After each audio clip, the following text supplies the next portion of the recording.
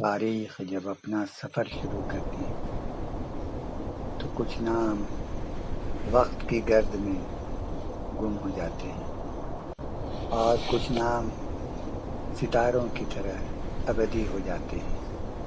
انہی میں سے ایک نام حبشہ کے اس در یتیم کا ہے جس نے کفر کے اندھیروں میں توحید کا وہ دیا جلایا جس کی روشنی 1400 سال بعد بھی ماند نہیں پڑی۔ یہ کہانی ہے اس غلام کی جو عشق مصطفیٰ کی بدولت کائنات کا سردار بن گیا۔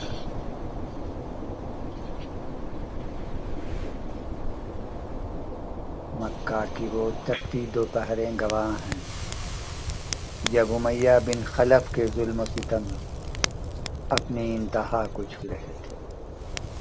ایک بے گناہ وجود پر کوڑے برسائے جا رہے تھے، بھاری چٹانیں سینے پر رکھی جا رہی تھیں،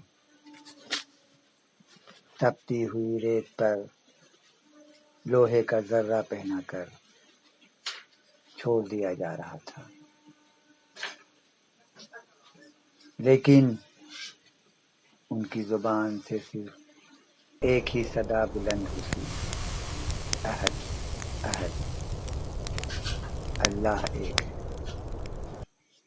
یہ محض الفاظ نہیں تھے بلکہ باطل کے ایوانوں میں گرنے والی وہ بجلی تھی جس نے ثابت کر دیا کہ جسم تو قید ہو سکتا ہے مگر روح پر پہرا نہیں بٹھایا جا سکتا۔ ان سے صرف یہی سوال ہوتا، اپنے نئے دین کو چھوڑ دو، لات اور عزا کو مان لو، لیکن ان کی زبان پر ہر دم یہی الفاظ نکلتے، احد احد۔ لوگ انہیں تانے دیتے، گالیاں دیتے، کوڑے پر کوڑے برساتے، 1 2 10 20۔ جسم جل رہا تھا، ہڈیاں ٹوٹ رہی تھیں، سانس لینا مشکل تھا، پھر بھی وہ اللہ کی وحدانیت کا نعرہ لگا رہے تھے۔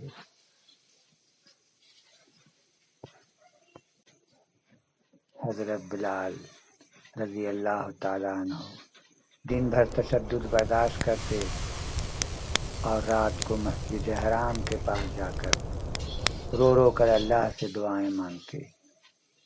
ان کی آنکھوں سے آنسوؤں کی ایسی بارش ہوتی کہ زمین تر ہو جاتی۔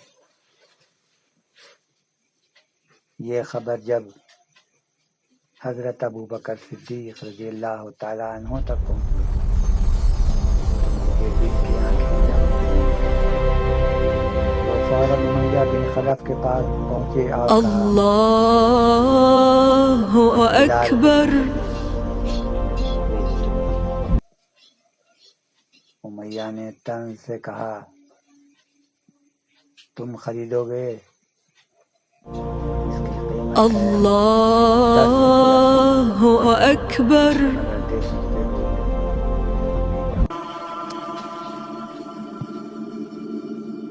حضرت بلال رضی اللہ تعالیٰ عنہ سے ایک کالے غلام کی قیمت 10 اوقیہ سونا۔ بیچنے والا پاگل تھا مگر خریدنے والا وہ بھی ایک دیوانہ تھا۔ اس نے ہاں کر دی۔ حضرت بلال رضی اللہ تعالیٰ عنہ کو اپنی قیمت کا احساس ہوا، اپنے کانوں پر یقین نہیں آیا، مگر یہ سچ تھا، خریدار بھی کوئی عام شخصیت نہیں تھی، وہ خریدار بھی عشق نبی میں ہر حد پار کر چکا تھا۔ حضرت ابوبکر صدیق رضی اللہ تعالیٰ عنہ عشق رسول میں اپنا گھر بار اور جان سب کچھ نچھاور کرنے والے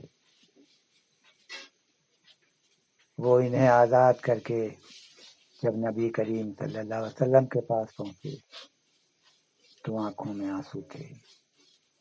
رسول اللہ نے مسکراتے ہوئے فرمایا، ابو بکر، تم نے اللہ کے لیے یہ کام کیا ہے، اللہ تمہیں اس کا بہترین بدلہ دے گا۔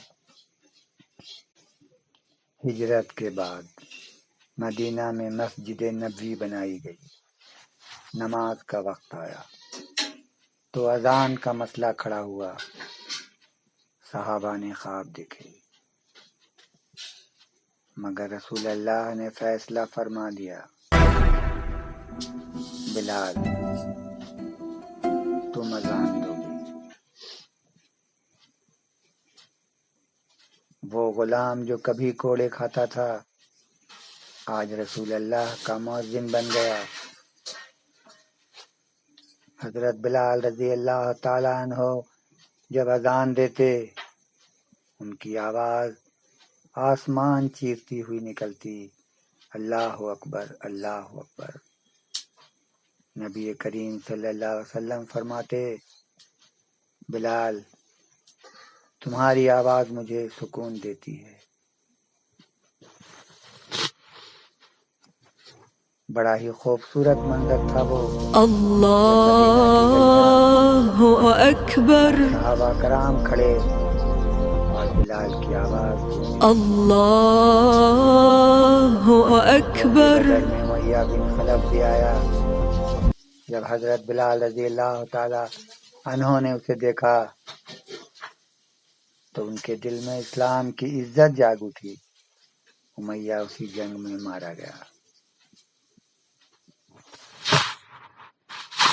فتح مکہ کے بعد 8 ہجری مسلمان فاتح بن کر مکہ داخل ہو رہے ہیں۔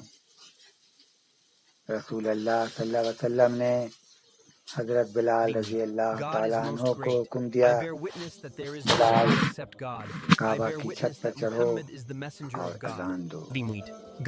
یہ وہی بلال جو کبھی اسی کعبہ کے سامنے تشدد کا شکار تھا، آج اسی کعبہ کی چھت پر کھڑا ہے۔ انہوں نے اذان شروع کی، اللہ اکبر اللہ اکبر۔